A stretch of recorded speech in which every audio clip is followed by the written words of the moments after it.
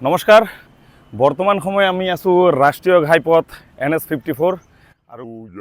Lanka bypass শিলবস্তি ৮ number ward কিন্তু মোৰ পিছফালে চাই আছে এইটো এটা ভাংগাৰৰ দোকান আছিলে আৰু পৰিৱেশটো এওঁক কেনেকৈ দূষিত কৰি আছে সেইখিনি চাওক অন ৰোডৰ ওপৰত আহি গ'ল তাৰ বস্তুবিলাক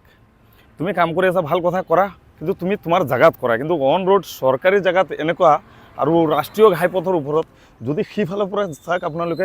যিকোনো যদি এখন গাড়ী আহে সন্মুখৰ পৰা এখন ৰাস্তা আছে সন্মুখেদি সেই ৰাস্তাটোত যদি কোনোবা এটা চাইকেল বা বাইক লৈ ওলাই আহে তেনেহ'লে খুন্দা মাৰি দিব পাৰে এনেকুৱা পৰিৱেশ কৰি থৈছে চাওক ৰাস্তাৰ ওপৰত ইমান ডাঙৰ ডাঙৰ বস্তা উঠাই থৈ দিছে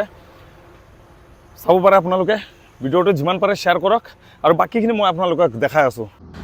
এই যে পেলনীয়াবোৰ চাওক আপোনালোকে পেলনীয়াবোৰ একদম ৰাস্তাৰ কাষতে আছে আৰু ইয়াক এই প্লাষ্টিকবোৰ পচি গলি পিনে গোন্ধাইছে বেয়াকৈ যাৰ ফলত স্থানীয় ৰাইজৰ কমপ্লেইন যে বায়ু প্ৰদূষণ হৈ আছে আৰু এই চাওক ডাঙৰ ডাঙৰ বস্তাবোৰ চাওক আপোনালোকে এই চাওক অন ৰোডৰ ওপৰত আছে গতিকে ভিডিঅ'টো শ্বেয়াৰ কৰক আৰু আপোনালোকৰ মতামত নিশ্চয় জনাব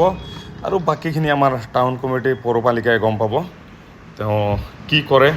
বাকী তেওঁলোকৰ ওপৰতে কথা আৰু কিন্তু